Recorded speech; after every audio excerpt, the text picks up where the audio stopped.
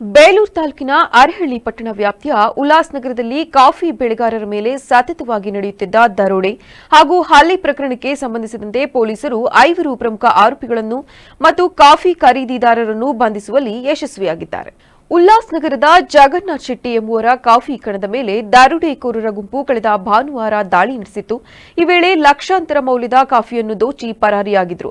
ಈ ಘಟನೆ ಕುರಿತು ನ್ಯಾಯ ಒದಗಿಸುವಂತೆ ಕಾಫಿ ಬೆಳೆಗಾರರ ಸಂಘವು ಪೊಲೀಸರಲ್ಲಿ ಮನವಿ ಮಾಡಿತ್ತು.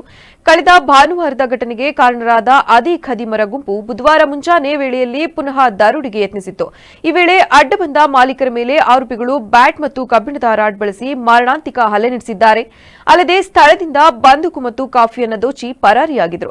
ಘಟನೆ ವರದಿಯಾಗುತ್ತಿದ್ದಂತೆ ಕಾಫಿ ಬೆಳೆಗಾರರ ಸಂಘ ಮತ್ತು ಗ್ರಾಮದ ಮುಖಂಡರು ಕೃತ್ಯವನ್ನು ತೀವ್ರವಾಗಿ ಖಂಡಿಸಿ ಆರೋಪಿಗಳನ್ನು ಕೂಡಲೇ ಬಂಧಿಸಿ ಪಟ್ಟಣದಲ್ಲಿ ಸುಸ್ಥಿತಿ ಕಾಪಾಡಲು ಕಟ್ಟುನಿಟ್ಟಿನ ಕ್ರಮ ಕೈಗೊಳ್ಳುವಂತೆ ಪೊಲೀಸರ ಮೇಲೆ ಒತ್ತಡ ಹೇರಿದರು. ಘಟನೆಯ ತೀವ್ರತೆ ಅರಿತ ಜಿಲ್ಲಾ ಪೊಲೀಸ್ ವರಿಷ್ಠಾಧಿಕಾರಿಗಳು ಸ್ಥಳಕ್ಕೆ ಭೇಟಿ ನೀಡಿ ಪರಿಶೀಲನೆ ನಡೆಸಿದರು. ಖದೀಮರ ಸುಳಿವು ಪತ್ತೆ ಹಚ್ಚಲು ವಿಶೇಷ ತನಿಖಾ ತಂಡವನ್ನು ರಚಿಸಿ ಬಲೆ ಬೀಸಿದರು.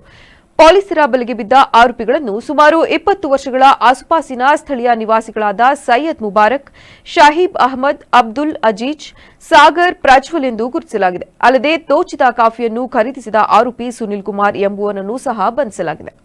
ಇನ್ನು ಆರೋಪಿಗಳನ್ನು ಇಂದು ಸ್ಥಳ ಮಹಜರ್ಗಾಗಿ ಘಟನಾ ಸ್ಥಳಕ್ಕೆ ಕರೆತಂದಾಗ ಆರೋಪಿಗಳ ಪೈಕಿ ಇಬ್ಬರು ತಮ್ಮೊಂದಿಗೆ ಉತ್ತಮ ಬಾಂಧವ್ಯದಲ್ಲಿದ್ದ ಮತ್ತು ದಿನನಿತ್ಯ ಅದೇ ಬೀದಿಯಲ್ಲಿ ಕಾಣಿಸಿಕೊಳ್ಳುತ್ತಿದ್ದ ಸ್ಥಳೀಯರು ಎಂದು ತಿಳಿದು ಜಗನ್ನಾಥ್ ಶೆಟ್ಟಿ ಅವರ ಪತ್ನಿ ಕಣ್ಣೀರು ಹಾಕುತ್ತಾ ಚೀರಾಡಿ ಉಂಡಮನಿಗೆ ದ್ರೋಹ ಎಸಗಿದ್ದಾರೆಂದು ಆಕ್ರೋಶ ವ್ಯಕ್ತಪಡಿಸಿದರು.